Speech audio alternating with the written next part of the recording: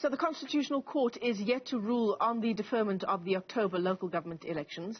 Meanwhile, the DA has accused the governing party of being privy to leaks within the Apex Court, dangerously so, I might add.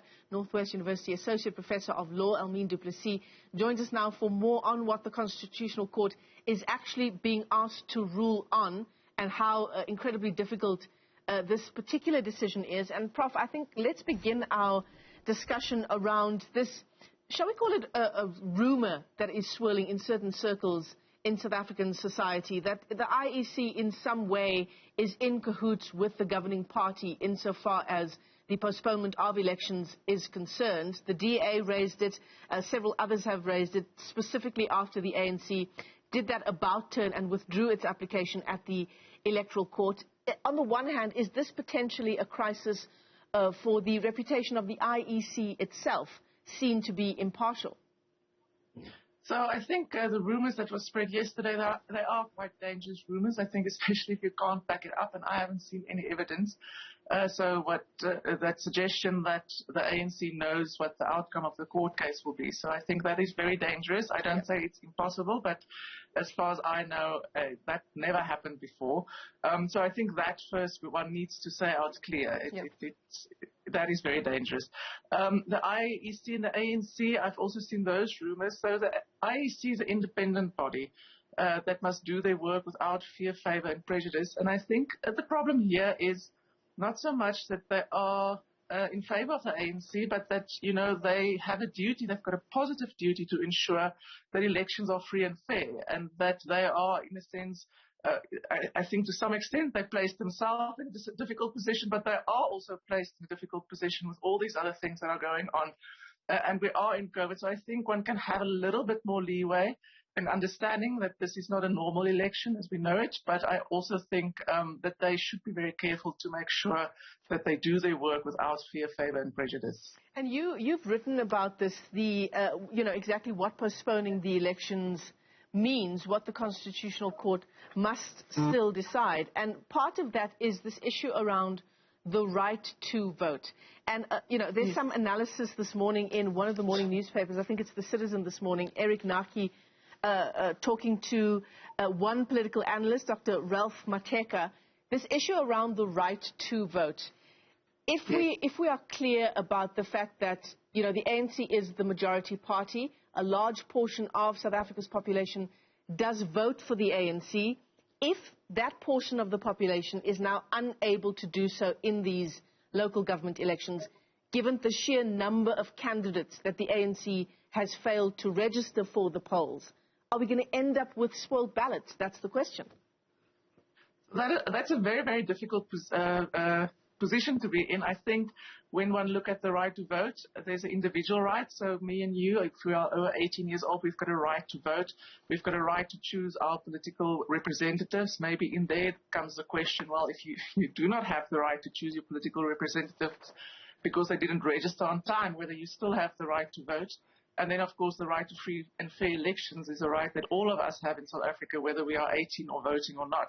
So I think that question, comes in because it's not just voting on the day. I think a lot of people make the mistake of thinking that the right to vote and the right to free and fair elections only pertains to that specific day where you go and stand in the queue. It's much more broader than that. It's a political right. It's a right to exercise political choices. And there might be an argument to make. I don't know if it's a strong argument. I must think a little bit more about that to say, well, if half of the people that should have been on the list was not registered, maybe you cannot really exercise that decision. But I think on the flip side of that, and I think that's one of my concerns, is, we need methods to hold political parties accountable. We need methods, for instance, to hold the IEC accountable to make sure that they do their job.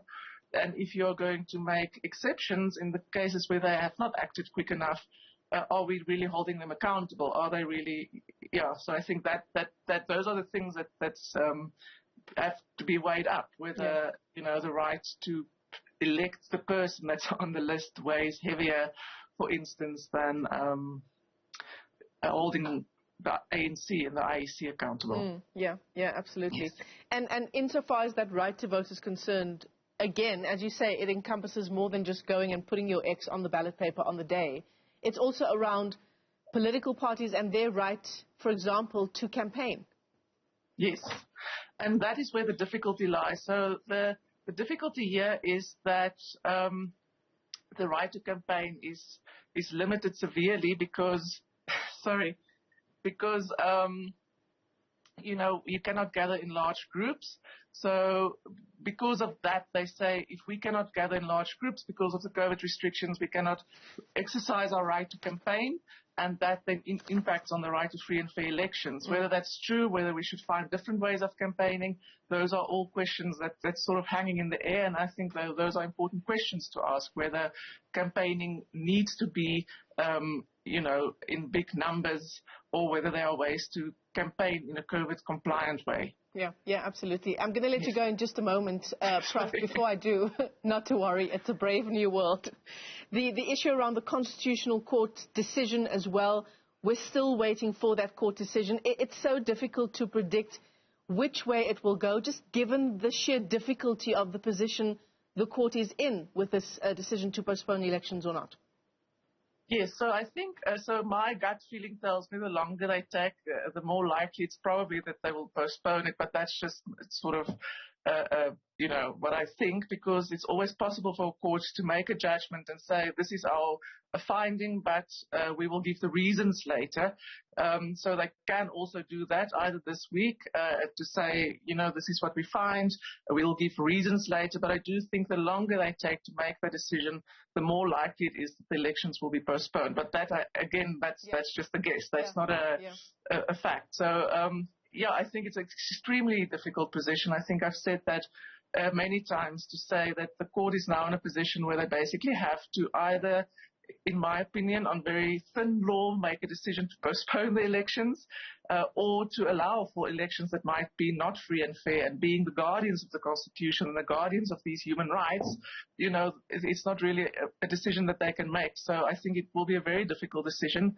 And it will also be very difficult for them maybe to justify why the courts postpone the elections. I think that was a very big question in the court case as well, and not Parliament, because I think ideally it would have been Parliament that would make a plan to postpone the elections in some or other way. I mean, for one thing, it would most certainly open some sort of process in terms of, let's say the court does decide to postpone elections, by civil society organizations, for example, around what should be the separation of powers. Yes, so, and it's, again, I think also it's a policy decision, because in the end, they have to either decide that regular elections is more important than, elections that might be a little bit safer. I know the argument is that by February next year, more people would be vaccinated, and because more people will be vaccinated, a lot more lives would be saved. So, and I think that's a very difficult policy decision that we are now asking the courts to make, which is not, impossible, but I do think such a decision should rather be with Parliament than with the courts. Professor Elmien Du Plessis, and I believe that's your daughter there in the background with you? Yes. Yes.